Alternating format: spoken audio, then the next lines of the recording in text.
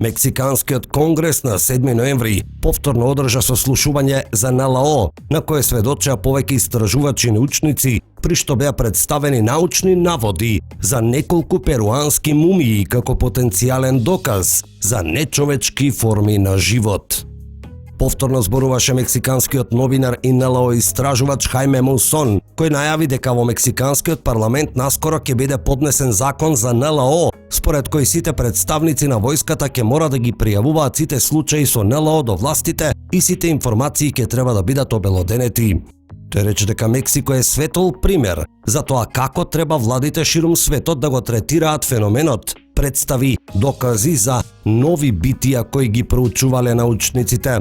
Ова се докази кои целосно ќе го променат начинот на кој што го гледаме светот. Во следните недели ќе не критикуваат, ќе се обидат да ги дискредитираат доказите без никаков научен увид во нив, рече Мусон и ја повика научната фела да не критикува, туку да ги истражува доказите. Мусон рече дека телата за кои се верува дека се пронајдени во близина на древните линии на Нацка во Перу не се поврзани со никаков познат живот на земјата. Мусон беше фокусиран на докажување дека телата кои овој пат не беа изложени не се лажни, со низа лекари и научници кои сите рекоа дека телата се вистински и некогаш биле живи организми.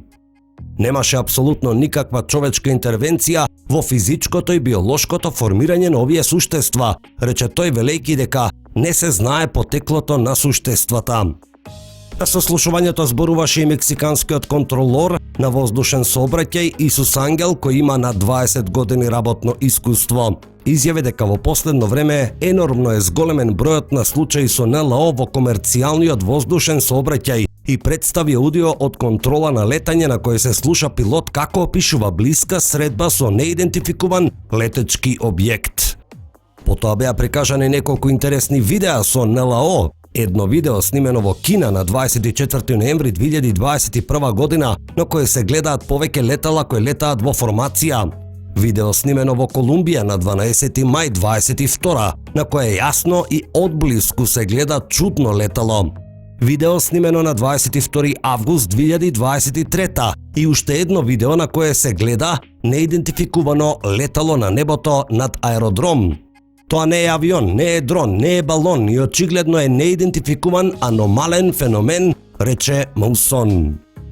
Беше презентирано и писмо, подпишано од 11 научници од Универзитетот ИКА, во кое тие не имплицираат дека телата се вонземски, но потврдуваат дека не се човечки и дека се непознати за науката.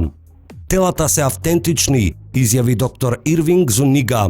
Сите 11 научници што ги проучувале телата потврдија дека тие се автентични, дека некогаш во минатото биле живи суштества, но дека не се луѓе и се од непознато потекло. Сите што ги критикувале воопшто немале никаков увид во нив и воопшто не ги проучувале ниту извршиле било какви тестови врз телата. Мексиканските научници откако 4 години ги проучувале представените тела, се уверени дека тие се автентични и не се, како што претходно се тврдеше, составувани од различни животни. На сослушувањето сведочеа францускиот истражувач од Институтот Инкари во Перу, Тиер Пьер, перуанскиот форензичар доктор Дейвид Вили Руиз Вела, аргентинскиот научник доктор Селестино Пиоти, универзитетскиот професор Роджер Авилс, перуанскиот истражувач Едгар Мартин Хернандес, доктор Ирвин Зунига, председателот на Универзитетот Сан Луис Гонзага доктор Хорхе Морено, експерт по криминалистика Анушка Кавиедес, биологот доктор Рикардо Рангел Мартинес и радиологот доктор Даниел Мендоза Визарета. Во однос на податоците за научните наводи за телата представени на ова сослушување, ова се главните заклучоци. Постои консензус дека тие се автентични биолошки тела од нечовечко потекло, без знаци на манипулација или измислица на било кој начин. Неколку професионалци од различни научни средини од угледни институции дојдаа да ги верификуваат телата. Беа земени примероци од ткиво, а јајцата, пронајдени во едното од нив, беа исто така перфорирани за да се анализираат. Утврдено е дека се во различни фази на развој. Помалите примероци имаат висина од 60 см, хибридот има 1,7 метри висина. Вратот на едното тело е подвижен со можност за вовлекување на начин како кај желките. Овие суштества оделе исправено. Тие се со 3 прсти и на рацете и на нозете, со комплетни уникатни анатомски карактеристики. Тела со 14 хоризонтални ребра и една коска во подлактицата и подколеницата. Некои од телата покажуваат јасни знаци на операција, при што коскено ткиво има регенерација по фрактура. Мозочното ткиво не одговара на ниту едно животно познато на науката. Телата се стари над 1000 години. Има древни цртежи во неколку земји во Америка на кои има приказ на овие суштества или суштества кои ги исподелуваат истите карактеристики. Осмиумот е примарна компонента на металните плочки присутни на градите на некои од суштествата. Тоа е многу редок материјал со токсични ефекти врз човечкото тело. Материјалот бил откриен од модерната наука во 1800-тите. Едно од телата има плоча направена главно со сребро со голема чистота, што беше многу тешко да се постигне во древни времиња.